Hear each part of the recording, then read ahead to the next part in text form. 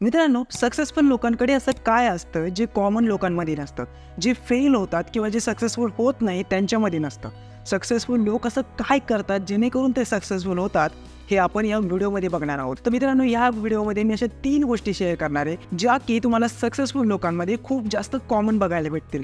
तर या 3 गोष्टी खूप महत्त्वाच्या आहेत जर तुम्हालाही सक्सेसफुल व्हायचं असेल. सो त्यासाठी हा व्हिडिओ शेवटपर्यंत बघा जेणेकरून या 3 गोष्टी तुम्हाला समजतील. तर आता कोणताही वेळ वाया न घालवता चला सुरू करूया हा व्हिडिओ. तर मित्रांनो, पहिली जी गोष्ट आहे जी सक्सेसफुल लोकांमध्ये तुम्हाला कॉमन दिसेल ती म्हणजे गोल्स अँड प्लॅनिंग. बघा, त्यांना काहीही करायचं असो ते गोल ठरवता, त्यावर प्लॅनिंग करता. तुम्ही कोणत्याही सक्सेसफुल लोकांची स्टोरी ऐका, त्यांचं स्पीच ऐका, ते कायम म्हणतील की एक गोल असू द्या आणि त्यावर प्लॅनिंग करत जा. आणि प्लॅनिंगवर एक गोष्ट अजून ते करता की प्लॅन ऑन प्लॅन. म्हणजे फक्त प्लॅनिंगनुसार चालत नाही, कारण की प्लॅनमध्ये ॲडजस्टमेंट करावं लागतं. बघा मित्रांनो, असं असतं की आपण जो विचार करतो सगळं तसंच होईल असं नाही. जेव्हा काहीतरी गोष्टी चुकीच्या घडतात तेव्हा आपल्याला त्यावर ॲडजस्टमेंट करावं लागतं आणि याला म्हणतात प्लॅन ऑन प्लॅन.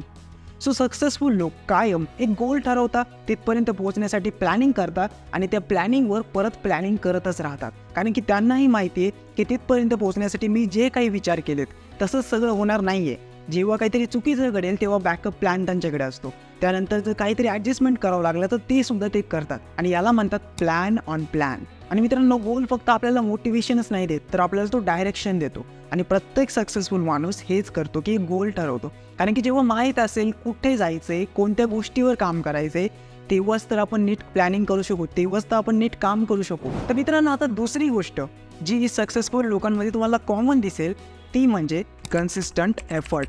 बघा, खूप कॉमन आहे ना, कायम ऐकलं असेल की सक्सेसफुल बनण्यासाठी तुम्हाला एफर्ट करावा लागतील, तुम्ही कन्सिस्टंट राहावं लागेल. पण आपण कधी राहतो का?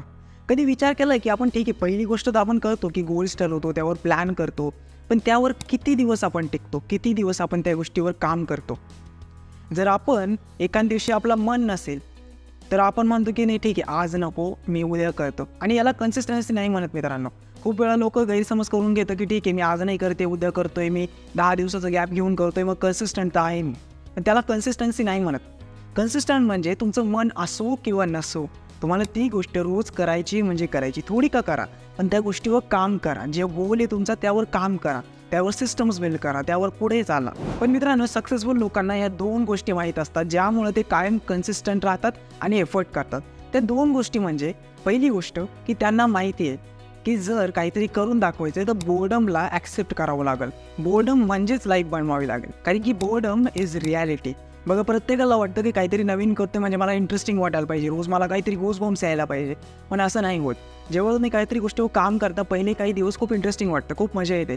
पण जेव्हा त्याच्यात अवघडपणा येत चालतो, जेव्हा त्या गोष्टी हार्ड व्हायला लागतात, तेव्हा थोडं बोर्डम व्हायला लागतो, थोडं बोर व्हायला लागतो. तीच गोष्ट रिपीट रोज करायची आहे म्हटल्यावर कंटाळा यायला लागतो. आणि तो कंटाळवाणापणासुद्धा तुम्हाला ॲक्सेप्ट करता आला पाहिजे, तेव्हाच तुम्ही कन्सिस्टंट राहा. आणि जसं मी म्हटलं, दुसरी गोष्ट म्हणजे विसरून जा की तुम्हाला कसं फील होते, विसरून जा की तुमच्यात मोटिवेशन आहे की नाही.